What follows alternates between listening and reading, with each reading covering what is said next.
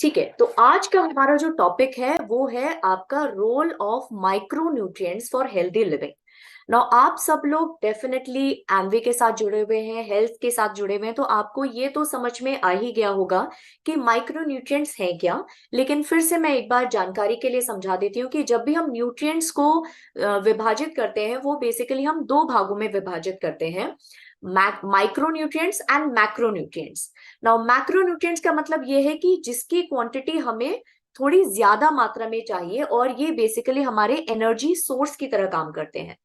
जब हम micro nutrients मतलब, माइक्रो मतलब कम यानी सूक्ष्म मात्रा में, और न्यूट्रिएंट्स मतलब पोषक तत्व, यानी ये वो पोषक तत्व हैं जिसको हमें बहुत ही कम मात्रा में चाहिए। लेकिन इस नाम से आप कंफ्यूज मत होइएगा कि माइक्रो न्यूट्रिएंट्स कम मात्रा में चाहिए यानी इसका महत्व भी कम है।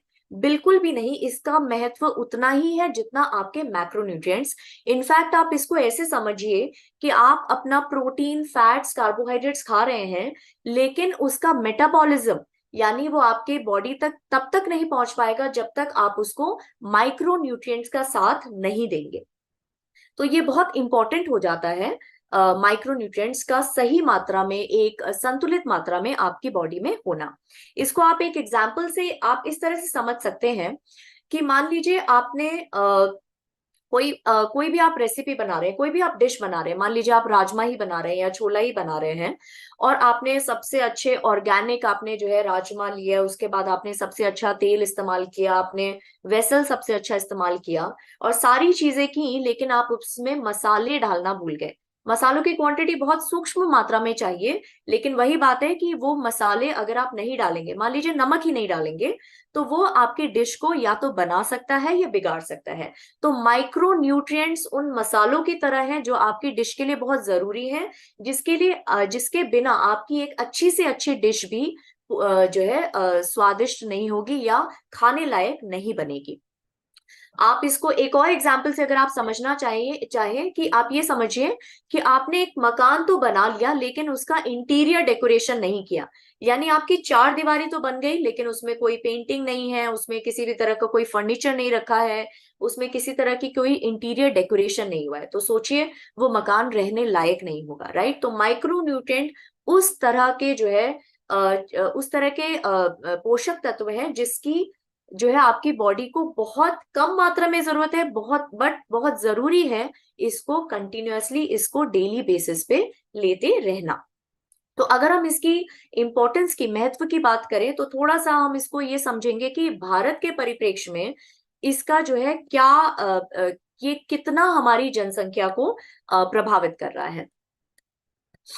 तो अगर हम भारत का जो है मतलब आप इस स्लाइड पे देख सकते हैं, भारत के अगर हम नक्शे की बात करें तो इसमें बहुत ज्यादा जो डार्क डार्क कलर के जो अगर आप स्टेट्स देखें तो इसमें आप देख पाएंगे कि ऑलमोस्ट 40% जो जनसंख्या है वो बहुत ही सिवियर माल न्यूट्रिशन से ग्रसित है, और इसका मेन रीजन ये है कि उनमें माइक्रो न्यूट्रिएंट डेफिशिएंसी हो रही है। और सबसे इंपॉर्टेंट बात है कि ये सारी चीजें प्रिवेंटेबल है, बिकॉज ये जो माइक्रो न्यूट्रिएंट्स हैं बेसिकली आपको अपने खाने पीने की चीजों से मिलते हैं, और प्रॉब्लम ये है कि हम उसका ध्यान नहीं रख पाते, और इसकी वजह से जनसंख्या का एक बहुत ही बड़ा भाग जो है माइक्रो न्यूट्रिएंट डेफिशिएंसी से प्रभावित होता है। तो अगर हम कुछ main micro nutrient deficiency, nutritional deficiency की बात करें, और इसका जो मुख्य असर है वो अगर आप देखेंगे भारतीय महिलाओं पे सबसे ज्यादा है। विटामिन डी, आई थिंक आप सभी लोग ये देख पा रहे होंगे कि आजकल की विटामिन डी की कमी बहुत ज्यादा हो रही है। जब भी आप कोई ब्लड टेस्ट कराने जाते हैं तो ज्यादातर 90% तक लोगों में विटामिन डी की कमी देखी जा रही है। स्पेशली जो बारिश का सीजन है और स्पेशली अभी जो विंटर्स का सीजन है, इस टाइम पे विटामिन डी की कमी बहुत ज्यादा होती है। और अगर आप पूरी जनसंख्या के नंबर्स के हिसाब से देखें तो 70 to 90% जो भारत की जनसंख्या है वो विटामिन डी की कमी से ग्रसित है। दूसरा जो माइक्रो न्यूट्रिएंट है आयरन, राइट, और इसकी कमी महिलाओं में सबसे ज्यादा देखी जाती है। इनफैक्ट 50% तक की जो महिलाएं हैं उनमें कहीं ना कहीं आयरन की कमी देखी जाती है। जो दूसरा न्यूट्रिएंट है वो है कैल्शियम। कैल्शियम भी अगर आप देखें आयरन से बहुत ज्यादा पीछे नहीं है, और इसीलिए आप देख रहे होंगे कि आजकल, और उसका एक मुख्य वजह यह भी है कि विटामिन डी बहुत कम है, राइट। तो विटामिन डी जब बहुत कम है तो कहीं ना कहीं उसका जो अफेक्ट होता है वो आपके कैल्शियम के एब्जॉर्प्शन पे भी होता है, और इसीलिए आप देखेंगे कि कैल्शियम का जो डेफिशिएंसी है वो भी आपकी जनसंख्या, भारत की जो जनसंख्या है उसमें बहुत ज्यादा देखने को मिल रहा है। Vitamin A, so vitamin A एक ऐसा माइक्रोन्यूट्रिएंट है जो हम बहुत ज्यादा ध्यान से नहीं समझते हैं कि हाँ इसकी भी कमी हो सकती है। कहीं ना कहीं हम कैल्शियम, थोड़ा सा हमारे मन में रहता है कि हाँ कैल्शियम की कमी ना हो जाए, विटामिन डी की कमी ना हो जाए, खून की कमी ना हो जाए। लेकिन विटामिन ए की जब बात आती है तो हम थोड़ा सा जो है ध्यान में नहीं रख पाते कि हाँ विटामिन ए भी एक ऐसा न्यूट्रिएंट है जिसकी कमी हमारी जनसंख्या को एक बहुत नंबर आपको डेफिनेटली कम दिखाई दे रहा होगा कि 17.54% ही है। लेकिन अगर आप पूरी भारत की जनसंख्या के अकॉर्डिंग इस नंबर को देखेंगे तो ये एक बहुत बड़ा नंबर निकल के आता है। और जो लास्ट न्यूट्रिएंट डेफिशिएंसी जो मेनली देखी जाती है वो है आयोडीन। और आयोडीन हमको पता है कि आयोडीन आपके जो एक बहुत इंपॉर्टेंट हार्मोन है थायराइड, उसको बनाने में बहुत ज्यादा हेल्पफुल है। तो आयोडीन की कमी भी जो है जनसंख्या में बहुत ज्यादा मात्रा में देखी जा रही है। अब थोड़ा सा ये समझते हैं कि ये जो माइक्रो न्यूट्रिएंट है ये काम कैसे करते हैं, क्यों हम इन माइक्रो न्यूट्रिएंट को इतना इंपॉर्टेंस दे रहे हैं या इतना महत्व दे रहे हैं। तो आपको ये पता है कि आपकी बॉडी में दो तरह के जो है फंक्शंस होते हैं, है ना। या तो आपकी बॉडी में कुछ टूट रहा होता है या तो आपकी बॉडी में कुछ बन रहा होता है। और ये दोनों ही टूटने और बनने के जो दोनों प्रोसेस हैं, राइट, ये किस तरह से होते हैं, या तो कोई एंजाइमेटिक रिएक्शन होता है या मेटाबॉलिक रिएक्शन होता है, और ये एक्शन कंटिन्यूअस होता है, राइट। और ये जो टूटने का जो प्रोसेस है उसको हम कहते हैं कैटाबॉलिक प्रोसेस, और जो बनने का जो प्रोसेस है उसको हम कहते हैं एनाबॉलिक प्रोसेस।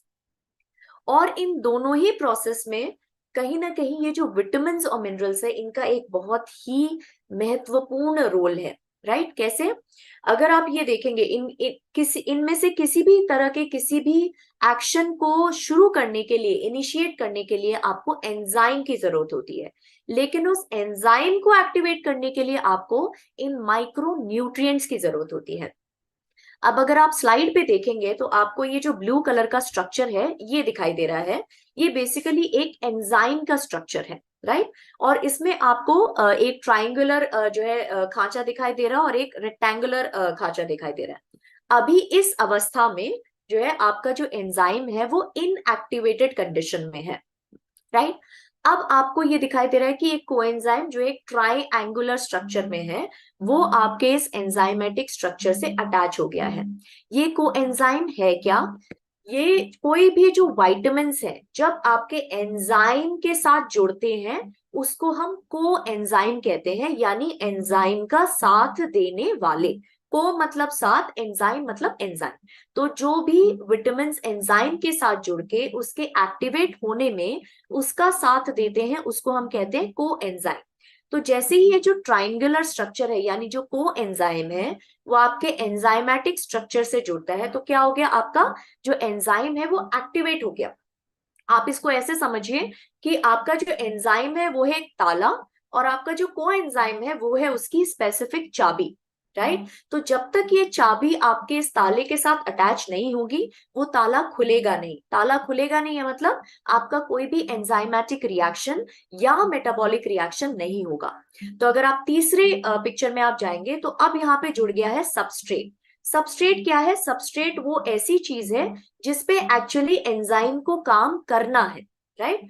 तो आप इसको अगर मैं एक बहुत ही कैजुअल एग्जांपल से समझाऊं तो आपके फैट मेटाबॉलिज्म के लिए आपको बी विटामिन की जरूरत है। समझ लीजिए B1 विटामिन, थायमिन की जरूरत है। तो यहाँ पे जो ग्रीन कलर का स्ट्रक्चर है वो हो गया आपका फैट। आपका जो ट्रायंगुलर स्ट्रक्चर है कोएंजाइम हो गया वो आपका बी विटामिन B1 या जो भी आपका फैट मेटाबॉलिज्म में हेल्पफुल करता है, हेल्पफुल रहता है। तो जब तक आपका ये बी विटामिन उस एंजाइम के साथ जुड़ेगा नहीं तो आपका फैट मेटाबॉलिज्म आगे बढ़ेगा नहीं, राइट। तो इसीलिए आपका जो विटामिन और मिनरल्स जो आपके को एंजाइम और को फैक्टर्स की तरह काम करते हैं, इसी तरह से अगर आपके जो मिनरल्स हैं वो आपके जो है एंजाइम के साथ जुड़ते हैं तो वो कहीं ना कहीं आपके को फैक्टर्स कहलाए जाते हैं, जो आपके उस रिएक्शन की स्पीड को बढ़ा देते हैं, कैटलिस्ट का काम करते हैं। और ये जो विटामिन्स और मिनरल्स हैं ये जो है आपके दोनों ही कैटाबॉलिक पाथवे और एनाबॉलिक पाथवे को पूर्ण करने के लिए बहुत जरूरी है, यानी आपके ओवरऑल मेटाबॉलिज्म के लिए बहुत जरूरी है। ठीक है, तो बेसिकली जो वाइटामिन एंड मिनरल्स हैं, यही आपके को एंजाइम्स और को फैक्टर्स का काम करते हैं किसी भी एंजाइमेटिक या मेटाबॉलिक रिएक्शन को शुरू करने के लिए। ठीक है, अब चलिए आगे समझते हैं कि कैसे ये जो अलग अलग तरह के विटामिन और मिनरल्स हैं, ये आपके एनर्जी मेटाबॉलिज्म या आपके डिफरेंट बॉडी के जो रिएक्शंस हैं उसको किस तरह से प्रभावित करते हैं, या इसके बेनिफिट्स क्या हैं। या आई थिंक अगर आप थोड़ा सा अपने बायोलॉजी क्लास यानी 8th standard, 9th standard, 10th standard में अगर आपका बायोलॉजी साइंस या बायोलॉजी आपका सब्जेक्ट रहा होगा, तो आपने देखा होगा एक चैप्टर हुआ करता था जहां पे हम डेफिशिएंसी, विटामिन डेफिशिएंसी की वजह से ये होता है, ये सिम्टम्स होते हैं, इसके ये फूड सोर्सेज होते हैं, राइट। और अगर ये डेफिशिएंसी पूरी नहीं हुई तो हमें इस तरह के डिजीजेस होते हैं। तो ये हमारा एक पूरा चैप्टर हुआ करता था। तो ये कुछ उसी तरह की चीजें जहाँ पे ये समझाया जा रहा है कि आपके जो विटामिन या मिनरल्स हैं वो कैसे आपके डिफरेंट बॉडी फंक्शंस को अफेक्ट करते हैं। तो अगर आप देखेंगे जैसे थायमीन है, वो आपके ग्लूकोज मेटाबॉलिज्म, आपके आरएनए डीएनए, यानी आपके आरएनए डीएनए लेवल तक के लिए भी वहां पे जो फंक्शंस हो रहे हैं उसके लिए भी जो है आपकी ये विटामिन और मिनरल्स की जरूरत है। आपका जो भी बॉडी में एनर्जी मेटाबॉलिज्म हो रहा है, यानी जो एटीपी सिंथेसिस हो रहा है, उसके लिए आपको बी विटामिन की जरूरत है।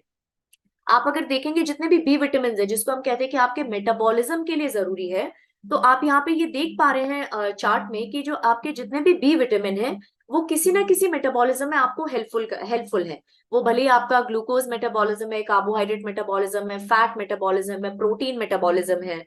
इनफैक्ट अगर आप देखेंगे यहाँ पे जो विटामिन बी 5 है, राइट, यहाँ पे जो है ये न्यूरो सिंथेसिस के लिए बहुत जरूरी है। कोलेस्ट्रॉल का जो मेटाबॉलिज्म है उसके लिए बहुत जरूरी है। जो आपका विटामिन बी 6 है वो आपके अमीनो एसिड्स बनाने में हेल्पफुल होता है, न्यूरो हीमोग्लोबिन बनाने में हेल्पफुल होता है। जो आपका जो फोलेट है वो भी आपके डिफरेंट जो अमीनो एसिड्स हैं उनको बनाने में हेल्पफुल होता है, रेड ब्लड सेल्स को बनाने में हेल्पफुल होता है। और जो आपका विटामिन बी 12 है, विटामिन डी और बी 12 ये ऐसे माइक्रो न्यूट्रिएंट है जिसकी कमी आजकल मोस्टली सब में देखी जा रही है। स्पेशली विटामिन बी 12 उन लोगों में बहुत कम देखा जाता है जिनको कंटिन्यूअसली जो डायबिटिक मेडिकेशन पे हैं या बहुत लंबे टाइम से डायबिटिक है, या जो है जिनका डाइजेशन बहुत अच्छा नहीं है, जिनका गट हेल्थ बहुत अच्छा नहीं है, या थोड़ा सा वेजिटेरियन साइड में है।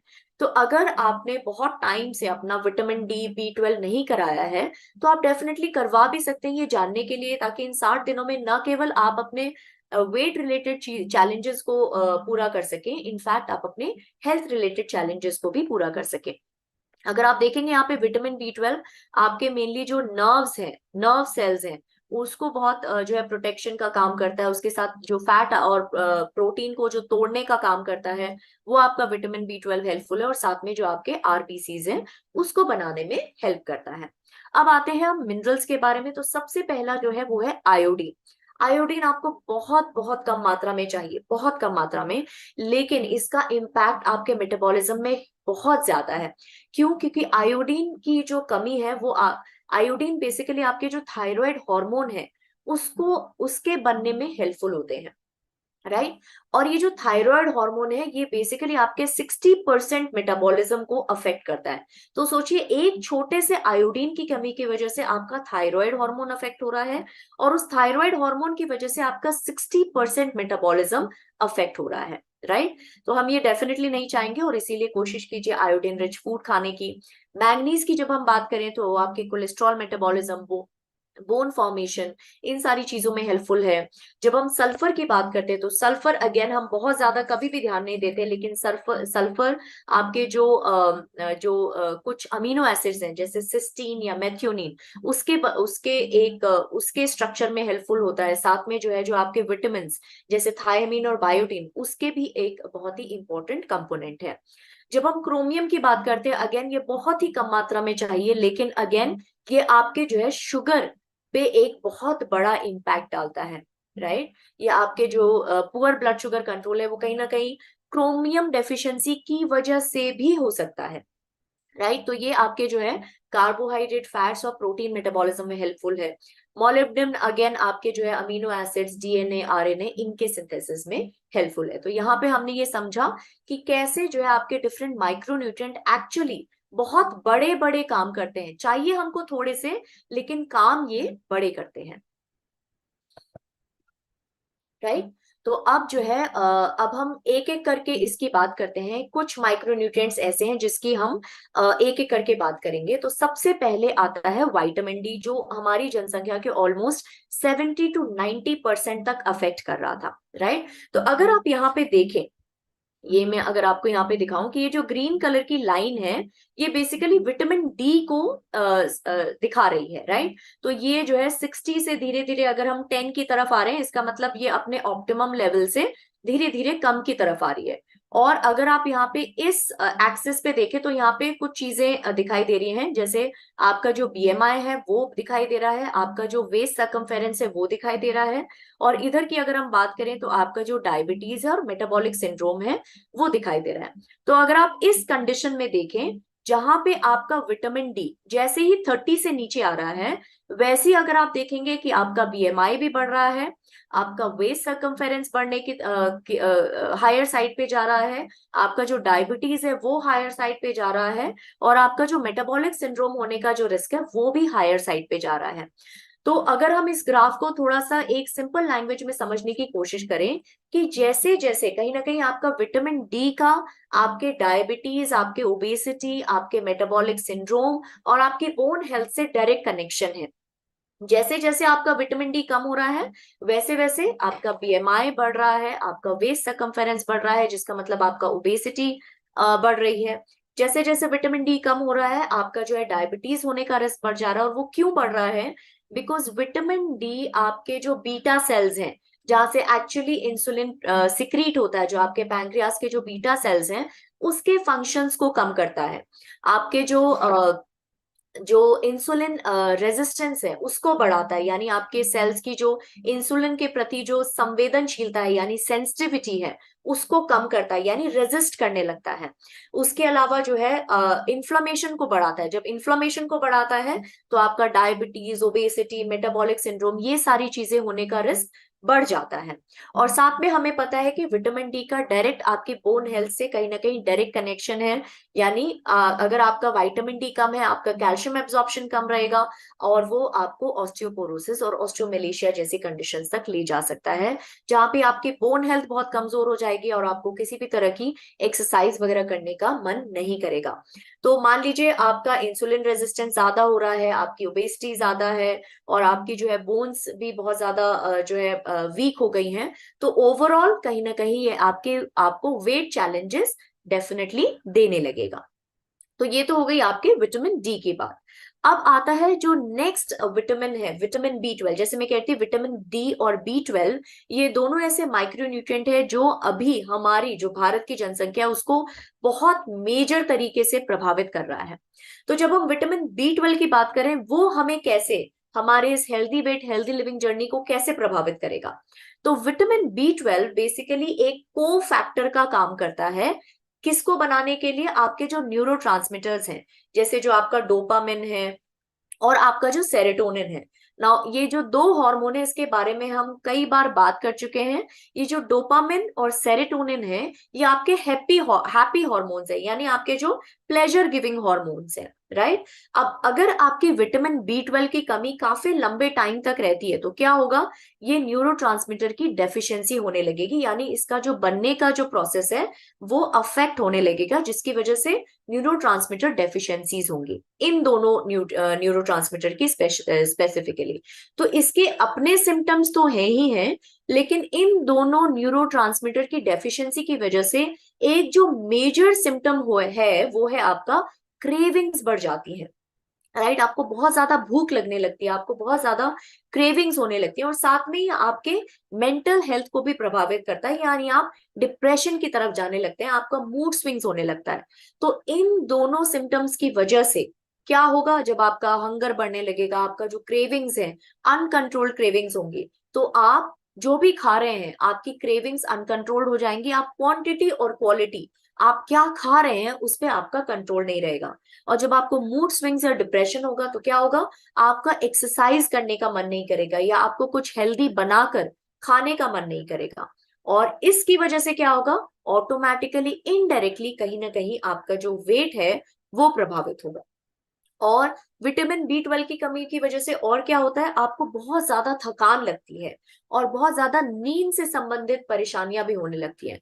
तो आपको पता है कि जब हम हेल्दी वेट और हेल्दी लिविंग की बात करते हैं तो आपका जो है नींद का, आपका मूड का, आपका जो है स्ट्रेस का और आपके क्रेविंग्स का कितना बड़ा इम्पैक्ट है जो है आपके हेल्दी वेट और हेल्दी लिविंग के लिए। तो इसीलिए विटामिन बी 12 भी एक बहुत इंपॉर्टेंट माइक्रोन्यूट्रिएंट है आपकी इस जर्नी में। ओके,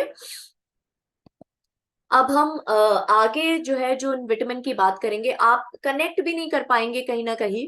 तो हम जिन अगले दो विटामिन की बात करें वो है विटामिन सी और विटामिन ए। ना आप सबको पता है अभी सर्दी आ रही है, हम सब ने विटामिन सी की क्वांटिटी बढ़ानी शुरू कर दी है, क्योंकि हमें पता है कि विटामिन सी का डायरेक्ट कनेक्शन कहीं ना कहीं इम्यूनिटी, कहीं ना कहीं आपके स्किन हेल्थ और बहुत सारी चीजों पे पड़ता है, राइट। लेकिन हम में से किसी ने ये सोचा भी नहीं होगा कि विटामिन सी का कनेक्शन आपके बॉडी फैट से भी रिलेटेड है। यानी अगर आपकी बॉडी में विटामिन सी की कमी है, इसका सीधा संबंध आपके बॉडी फैट के बढ़ने से भी है, राइट। और ये विटामिन सी क्यों थोड़ा सा और ज्यादा जरूरी हो जाता है, क्योंकि ये जो विटामिन सी है ये आपकी बॉडी बना नहीं पाती है, इसको आपको अपने डाइट से ही लेना पड़ेगा। तो इसलिए आपको वो एक्स्ट्रा एफर्ट करना पड़ेगा ताकि आपका ये विटामिन सी कभी कम ना हो पाए। ताकि अगर, क्योंकि अगर विटामिन सी कम है तो कहीं ना कहीं वो आपके बॉडी फैट परसेंटेज पे इफेक्ट कर रहा है। रिसर्च में ये भी देखा गया है कि जिनकी बॉडी में विटामिन सी संतुलित मात्रा में है, वो किसी भी मॉडरेट एक्टिविटी के बाद फैट को 30% ज्यादा बर्न कर सकते हैं कंपैरेटिव टू उन लोगों के जिनकी बॉडी में विटामिन सी की कमी है, राइट। अब जो दूसरा विटामिन है अगेन विटामिन ए। ये विटामिन ए अगेन जैसे मैंने कहा कि हमारे मन में ये कभी रहता ही नहीं है कि हाँ विटामिन ए की कमी भी हो सकती है या वो भी कहीं ना कहीं हमारे वेट से संबंधित हो सकता है।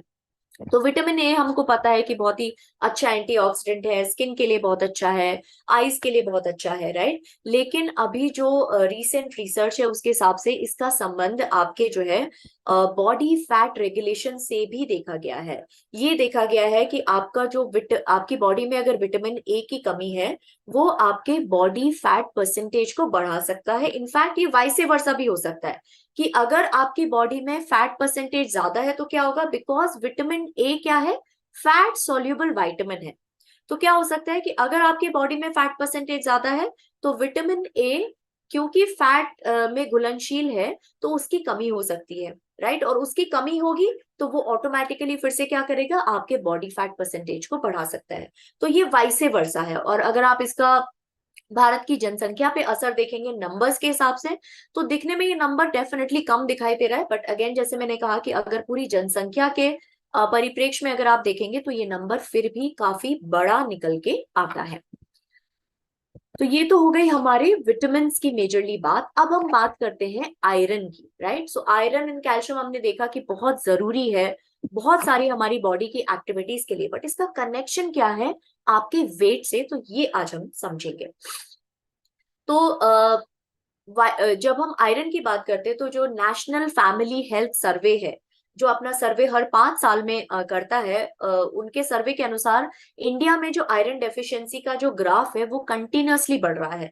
बिकॉज हम उसके लिए कुछ कॉन्शियसली कर नहीं रहे हैं। और ये महिलाओं में बहुत ज्यादा है, बिकॉज उनके बॉडी में ऐसे चेंजेस हैं जहाँ पे उनको एक ऑटोमेटिक आयरन डेफिशिएंसी होने का रिस्क हमेशा बना रहता है। तो आप सबने ये नोटिस किया होगा कि जब भी आयरन डेफिशिएंसी होती है तो सबसे पहला सिम्टम क्या होता है कि आपको बहुत ज्यादा थकान महसूस होती है, आप बहुत एग्जॉस्टेड फील करते हैं, राइट। अब जब आप बहुत एग्जॉस्टेड फील करते हैं और ये डेफिशिएंसी कंटिन्यूअसली चल रही है तो क्या होगा कि आप जो है अपने दिन प्रतिदिन की चीजें भी नहीं कर पाएंगे, राइट। आप अपना सही से खाना पीने पे ध्यान नहीं दे पाएंगे, आपकी एक्सरसाइज प्रॉपरली आप नहीं कर पाएंगे, और जिसकी वजह से क्या होगा, वेट गेन शुरू हो जाएगा। जब वेट गेन होगा तो आपको पता है कि जब वेट गेन होता है तो एक लो ग्रेड इन्फ्लेमेशन आपकी बॉडी में शुरू हो जाता है। यानी लो ग्रेड इन्फ्लेमेशन यानी जो है आपकी बॉडी में कुछ ऐसे इन्फ्लेमेटरी कंपाउंड जैसे साइटोकाइंस वगैरह वो फ्लो होने लगते हैं। और अगेन उसको काउंटर करने के लिए आपको क्या चाहिए, हाई न्यूट्रिएंट डेंसिटी, राइट। आपके आयरन लेवल्स बड़े होने चाहिए, आपके अदर न्यूट्रिएंट्स बड़े होने चाहिए, राइट। लेकिन वो अगेन एग्जॉस्ट हो जाते हैं इन्फ्लेमेशन को काउंटर करने के लिए। तो ये एक चक्र सा बन जाता है जिससे बाहर निकलना तब तक मुश्किल है जब तक आप कॉन्शियस एफर्ट्स नहीं करेंगे इस आयरन डेफिशिएंसी के अगेंस्ट। ओके, तो ये आयरन डेफिशिएंसी के साथ साथ एक और न्यूट्रिएंट है जो अगेन इससे कनेक्टेड है, वो है आपका फोलेट, राइट। तो आयरन के साथ साथ फोलेट की बात करना बहुत जरूरी हो जाता है। तो फोलेट अगेन एक ऐसा न्यूट्रिएंट है जो आपके सेल डिवीजन का काम करता है, और इस सेल डिवीजन के साथ साथ ये रेड ब्लड सेल्स बनाता है। तो जब फोलेट आपके बॉडी में संतुलित मात्रा में है तो सेल डिवीजन प्रॉपरली हो रहे हैं, red blood cells proper size के बन रहे हैं, उसमें जो न्यूट्रिएंट्स है वो प्रॉपर आ रहे हैं और आपकी पूरी बॉडी को एनर्जी मिल रही है। वहीं पे अगर जो फोलेट है वो इनएडिक्वेट क्वांटिटी में है, जहां पे आपके सेल्स डिवाइड नहीं हो पा रहे हैं, तो उसकी वजह से क्या होगा कि आपका जो रेड ब्लड सेल्स का साइज है वो बढ़ा हुआ है, बिकॉज डिवीजन नहीं हुआ है। तो जो आपका एक आरबीसी है वो एक बड़ा साइज का होगा, लेकिन उस बड़े साइज के होने की वजह से उसमें क्या हो रहा है, आयरन और ऑक्सीजन की कमी हो रही है, राइट। और ये जो आरबीसी, बड़े साइज के जो आरबीसी है, ये जल्दी डिस्ट्रॉय भी हो जाते हैं, और इसको हम कहते हैं मैक्रोसाइटिक एनीमिया, राइट। और इसकी वजह से अगेन आपकी बॉडी में बहुत ज्यादा कमजोरी और थकान होगी। और इसको पूरा करने के लिए क्या करना चाहिए, डब्ल्यूएचओ ने सजेस्ट किया है कि आप आयरन और फोलेट को पूरा करने के लिए आप लेग्यूम्स हैं, बीन्स है, लेंटिल्स हैं, चिकपीस है यानी छोले हैं, इसका ज्यादा इस्तेमाल करें, एग्स हैं, मीट है, ग्रीन लीफी वेजिटेबल्स हैं, नट्स एंड सीड्स हैं, इसको आप ज्यादा से ज्यादा मात्रा में लें।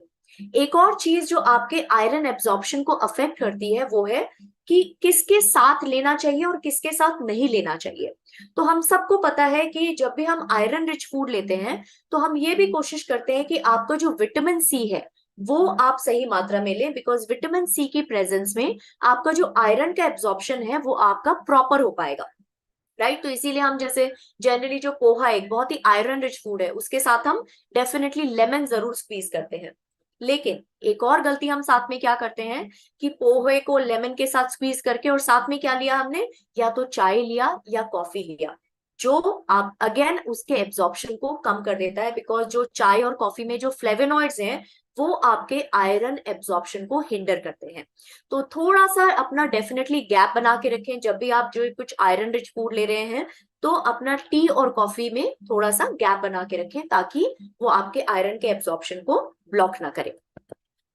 अब ये भी देखा गया है कि जब आपकी बॉडी में ये जो न्यूट्रिएंट डेफिशिएंसीज हैं ये काफी लंबे टाइम तक जो है रहती हैं, तो ये बेसिकली क्या करती हैं, आपके ब्रेन के जो एपेटाइट सेंटर है उसको ट्रिगर करती है, राइट। और उसको ट्रिगर करने की वजह से क्या होता है, आपकी बॉडी में जो स्ट्रेस हार्मोन है या हंगर हार्मोन है ये बढ़ने लगता है, राइट। और इसके बढ़ने की वजह से क्या होगा, आपको बहुत ज्यादा भूख लगेगी, आपको अनकंट्रोल्ड क्रेविंग्स होंगी, राइट। और वो अगेन आपके जो वेट है उसको कहीं ना कहीं अफेक्ट करेगा। तो इसीलिए बहुत जरूरी है कि जो माइक्रोन्यूट्रिएंट डेफिशिएंसी है इसको हम सीरियसली लें, और इसको कहीं ना कहीं डेली बेसिस पे अपने खान पान के द्वारा, अपने सप्लीमेंट्स के थ्रू इसको पूरा करने की कोशिश लगातार करते रहे। और हमारे कुछ ऐसे कॉम्बिनेशंस भी हैं जो आपके कुछ माइक्रोन्यूट्रिएंट के एब्जॉर्प्शन को बढ़ाते भी हैं। तो थोड़ा सा इसको समझ लेते हैं। आपने देखा होगा कि हम हमेशा कहते हैं कि कैल्शियम के एब्जॉर्प्शन के लिए आपको विटामिन डी बहुत जरूरी चाहिए, बिकॉज ये देखा गया है कि विटामिन डी की प्रेजेंस में जो कैल्शियम का एब्जॉर्प्शन है वो 17% तक बढ़ जाता है। जिंक और सिल्फर को साथ लेने पे जो है जिंक का जो एब्जॉर्प्शन है वो 14% तक बढ़ जाता है। उसी तरह से आयरन का एब्जॉर्प्शन विटामिन सी की प्रेजेंस में 67% तक बढ़ जाता है। और जब हम कैल्शियम की बात करते हैं तो विटामिन के की प्रेजेंस में जो इंटेस्टाइनल कैल्शियम है उसका एब्जॉर्प्शन 87% तक बढ़ जाता है। उसी तरह से हमारे जो कई सारे भारतीय व्यंजन हैं वो एक ऐसे कॉम्बिनेशन में लिए गए हैं कि वो एक दूसरे के एब्जॉर्प्शन को बढ़ाने का काम करते हैं। जैसे आप समझ लीजिए पालक पनीर, राइट। तो पालक का जो हीम आयरन है, इनफैक्ट नॉन हीम आयरन है, हीम आयरन और नॉन हीम आयरन, यानी नॉन हीम बेसिकली आपके प्लांट बेस्ड आयरन सोर्सेस है और हीम आयरन बेसिकली आपके एनिमल बेस्ड आयरन सोर्सेस है। ये आप तब तक प्रॉपरली एब्जॉर्बेबल फॉर्म में नहीं ले पाएंगे जब तक आप उसके साथ विटामिन सी का कुछ सोर्स नहीं लेते हैं। तो उसके साथ कुछ आप विटामिन सी बेस्ड अपना सैलेड लीजिए, या अपने पालक पनीर के ऊपर जो है थोड़ा सा लेमन स्क्वीज कर सकते हैं। ऐसे ही छोले के साथ जो है हम जब प्याज जैसा सैलेड लेते हैं तो छोले में जो है आपका जो आयरन और जिंक का एब्जॉर्प्शन है वो प्याज के सल्फर की वजह से ज्यादा बेहतर एब्जॉर्ब हो पाता है। ऐसी जो राजमा के साथ दही लेने का या रायता लेने का जो चलन है, जो दही या रायते का जो विटामिन डी है वो राजमा के जो कैल्शियम है उसको एब्जॉर्ब करने में हेल्पफुल रहता है। अभी सर्दी का सीजन है, गाजर के हलवे का सीजन है, तो आमंड्स का जो मैग्नीशियम है वो गाजर के हलवे में जो हम घी यूज करते हैं उसके विटामिन डी को एब्जॉर्ब करने में हेल्पफुल रहता है। उसी तरह से मैंगो और ऑरेंज स्मूदी, इसमें जो विटामिन ए और ई है वो आपके जो है जो फैट, जो उसमें फैट जाता है यानी कर्ड या जो है आपका मिल्क के फॉर्म में जो फैट है उसको एब्जॉर्ब करने में हेल्पफुल रहता है। तो ये कुछ ऐसे कॉम्बिनेशन है जिसको हम डेली बेसिस पे अगर यूज करें तो कहीं ना कहीं हम इनके एब्जॉर्प्शन को बढ़ा सकते हैं माइक्रोन्यूट्रिएंट के, और उस कमी को भी दूर करने में हेल्पफुल हो सकता है ये। अब साथ में ये भी समझने की जरूरत है कि कौन से ऐसी कारण है जो आपके इन माइक्रो न्यूट्रिएंट्स के जो लॉस है उसको बढ़ाता है। तो सबसे पहले हो गया आप जब आप बहुत ज्यादा तेज टेम्परेचर पे उसको पकाते हैं, बहुत लंबे टाइम तक पकाते हैं, या बहुत ज्यादा पानी में पकाते हैं, तो ये तीनों ही चीजें जो है कहीं ना कहीं उसको अफेक्ट करती हैं। राइट। तो जब आप बहुत, हमारी कई बार ये जो है मतलब आजकल की रूटीन लाइफ में हम बहुत बिजी रहते हैं, तो कई बार क्या होता है कि हम उसको बहुत हाई फ्लेम पे जो है जल्दी जल्दी पकाते हैं, तो उससे क्या होता है बहुत ज्यादा न्यूट्रिएंट लॉस होता है। राइट। बहुत जैसे जो बी या सी विटामिन है, जैसे आपने देखा होगा जो धनिया है वो जनरली हम गार्निश की तरह यूज करते हैं बिकॉज वो विटामिन सी रिच है। जो चिलीज है उसको कोशिश कीजिए गार्निश की तरह यूज कीजिए, बहुत ज्यादा उसको हाई टेम्परेचर पे पकाइए नहीं। बहुत लंबे टाइम तक जब हम कुकिंग करते हैं तो उसका भी प्रभाव माइक्रोन्यूट्रिएंट डेफिशिएंसी में उसका एक बहुत बड़ा असर देखने को मिलता है। और जब हम बहुत ज्यादा पानी में डाल के पकाते हैं, यानी बहुत सारी ऐसी वेजिटेबल्स हैं जिसको बहुत ज्यादा पानी डाल के पकाने की जरूरत नहीं है। राइट। तो ये तीनों जब हम जो है कुकिंग के जो मेथड्स हैं उसको भी जब हम इम्प्रूव करते हैं तो भी हम कहीं ना कहीं इस न्यूट्रिएंट लॉस को इम्प्रूव कर सकते हैं। अब थोड़ा सा ये समझते हैं कि कौन से वेजिटेबल्स जब तक वो हमारे प्लेट तक आते हैं उसका जो न्यूट्रिएंट लॉस कितना परसेंट तक हो जाता है। तो अगर आप ग्रीन बीन्स देखेंगे, ये जो है इसको हमारी प्लेट तक आने में ऑलमोस्ट 11 से 15 दिन लगते हैं और इसका जो न्यूट्रिएंट लॉस है वो 45% तक हो जाता है। ब्रोकली और कॉलीफ्लावर इसको 6 से 16 दिन लगते हैं हमारी प्लेट तक पक कर आने में, और इसका जो न्यूट्रिएंट लॉस है ऑलमोस्ट 25% तक हो जाता है। जो पीस हैं 8 से 10 दिन तक हमारी प्लेट में आते हैं और 15% तक न्यूट्रिएंट लॉस हो जाता है। कैरेट्स की अगर हम बात करें तो 9 से 10 दिन तक ये हमारी प्लेट में आते हैं और 10% तक लॉस हो जाता है। कैसे इसको कम कर सकते हैं हम, दिन प्रतिदिन ऐसा क्या कर सकते हैं ताकि ये लॉस हम कम से कम कर सके। तो सबसे पहले तो जैसे ही आप पकाएं वैसे ही आप खा लें जल्दी से। ऐसा ना करें कि सुबह आपने एक ही बार में पका दिया उसके बाद जो है पूरे दिन भर उसको बार बार रीहीट करके पका रहे हैं, रीहीट करके खा रहे हैं, या बार बार माइक्रोवेव करके खा रहे हैं। राइट। तो जैसे ही फ्रेश बनाए वैसे ही जल्दी से जल्दी उसको खा ले, बिकॉज उस टाइम पे जितने भी आपकी जो डिशेज हैं उसका जो न्यूट्रिएंट लेवल है वो ऑप्टिमल लेवल पे है। राइट। कभी भी अपने खाने को जो आपकी सब्जियां हैं उसको मुरझाने ना दें। जैसे आपकी जो पालक है या जो कुछ ऐसे जो, अगर आप देखेंगे फ्रिज में बहुत सारी ऐसी सब्जियां होती है जिसमें जो है सलवटें सी पड़ जाती है, तो उनको बिना सलवट पड़ने से पहले ही कुक करके खा ले, बिकॉज उस टाइम पे उनका जो न्यूट्रिएंट लेवल है वो मैक्सिमम लेवल पे है। ठीक है। जब आप सब्जियों को काटते हैं उसको कम से कम जो है देर के लिए पानी में भिगो के रखें, और साथ में कम पानी का इस्तेमाल करके उसको, ऐसा नहीं कि पूरे लंबे टाइम तक आप उसको वॉश ही किए जा रहे हैं वॉश ही किए जा रहे हैं। स्पेशली जैसे चावल है उसको हम कई बार तक वॉश करते हैं और कई बार हम उसको जो है कुक करने के बाद उसका सारा पानी भी निकाल देते हैं, तो जो उसके जो बी विटामिन है वो पूरे के पूरे जो है निकल जाते हैं। राइट। और हम सोचते हैं कि हमने अपना कार्बोहाइड्रेट कंटेंट तो ठीक कर लिया, लेकिन हमने कई बार उस प्रोसेस में क्या किया, हमने बहुत ज्यादा जो माइक्रो न्यूट्रिएंट्स हैं उसका लॉस कर दिया। राइट। और ऐसा मत कीजिए कि आपको दोपहर का खाना बनाना है और आपने जो है सुबह जो है 11 बजे ही अपनी सब्जी काट के रख ली। जब आप खाने की पूरी तैयारी करने वाले हैं उसी टाइम पे ही आप अपनी सब्जियां काटें। कोशिश कीजिए कि जितने भी सब्जियां हैं जिनका आप स्किन समेत खा सकते हैं उसको स्किन समेत खाएं। जैसे जो छोटे पोटेटोज होते हैं, या जो आलू है, या जो गाजर है, राइट, या जो करेला है, इसकी स्किन को आप थोड़ा सा स्क्रैप कर लें ताकि इम्प्योरिटीज नहीं जाए, राइट। उसको जो खाना है वो आप कम से कम पानी में बनाएं ताकि जो आपके न्यूट्रिएंट्स है वो उसी खाने में ही रह जाए और स्टीम के फॉर्म में इवेपोरेट नहीं हो जाए। और पके हुए खाने को या जो आपकी जो सब्जियां हैं, उसको लंबे टाइम तक स्टोर ना करें, बिकॉज जितना आप स्टोर करते जा रहे हैं एवरीडे उसका जो न्यूट्रिएंट लॉस है वो कंटिन्यूअसली होता जा रहा है। ठीक है, तो ये तो हो गया आप न्यूट्रिएंट लॉस को कैसे बचा सकते हैं। अब बात करते हैं हमारे लास्ट न्यूट्रिएंट की, जो है कैल्शियम।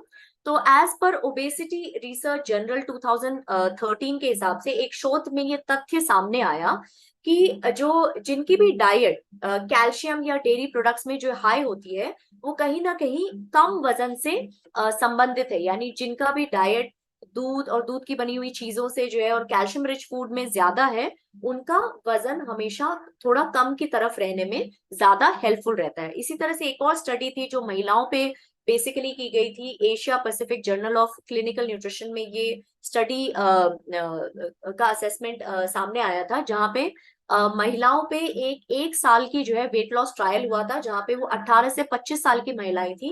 बीएमआई उनका 27 से ऊपर था और उनको हाई प्रोटीन और एक संतुलित मात्रा में डेली बेसिस पे आयरन और जिंक का डाइट दिया गया। और ये देखा गया कि ये ग्रुप ज्यादा अच्छे से वेट लॉस कर पाया कंपैरेटिव टू उस प्लेसिबो ग्रुप के जिनको ये इस तरह के डाइट, इस तरह की कंट्रोल डाइट नहीं दी गई थी, राइट। तो इसी तरह से और सारे माइक्रोन्यूट्रिएंट भी हैं जो आपके जो है हेल्दी वेट और हेल्दी लिविंग में, जैसे आपका क्रोमियम हो गया, पोटेशियम हो गया, मैग्नीशियम हो गया, आयोडीन हो गया, बहुत सारे माइक्रोन्यूट्रिएंट्स हैं जिनका आपके हेल्दी वेट और हेल्दी लिविंग में बहुत बड़ा इम्पैक्ट है, राइट।